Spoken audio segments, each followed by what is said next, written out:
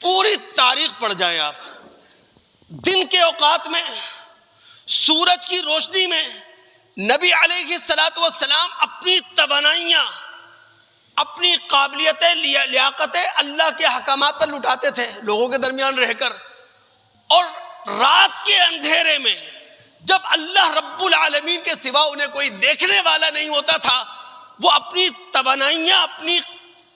طاقتیں اللہ رب العالمین کی رضا کے حصول کے لیے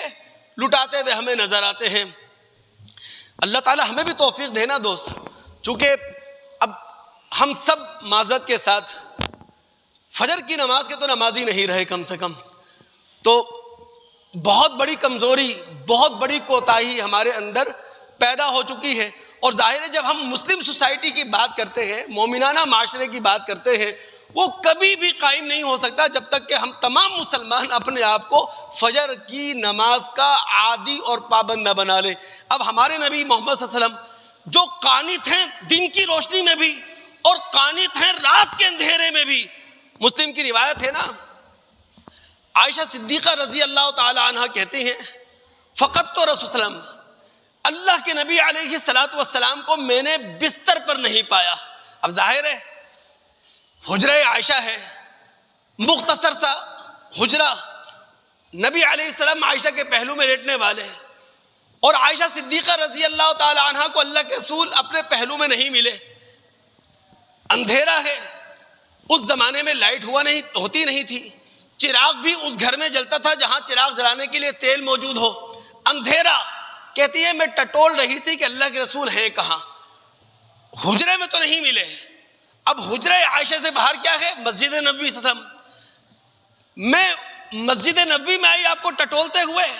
تو میرے ہاتھ نبی علیہ الصلوۃ والسلام کے قدموں پر پڑے،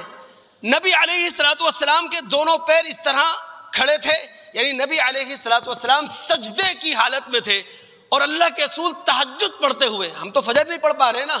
تہجد پڑھتے ہوئے نبی علیہ الصلوۃ والسلام کی سجدے کی حالت میں دعا کیا تھی؟ اللہم انی اعوذ برضاک من سخطک وبمعافاتک من عقوبتک لا احصی ثناء انت کما اثنیت علی نفسک۔ اے اللہ میں آپ کی پناہ طلب کرتا ہوں، آپ کی رضا کی پناہ میں آتا ہوں آپ کی ناراضگی سے، آپ کی عافیت کی پناہ میں آتا ہوں آپ کی پکڑ سے، اور اے اللہ آپ ہی کی پناہ میں آتا ہوں، اے اللہ میں آپ کی ثنا شمار نہیں کر سکتا، آپ کی تعریف نہیں کر سکتا جس طرح کہ آپ نے اپنی خود تعریف کی ہے۔ تو دوستو یہ جو قنوت کی صفت ہے نا، اس سے ہم تمام مسلمانوں کو اپنے آپ کو بھرنا پڑے گا، پھر اسلامی معاشرہ قائم ہوگا انشاءاللہ، پھر مومنانہ سوسائٹی قائم کرنے میں ہم کسی حد تک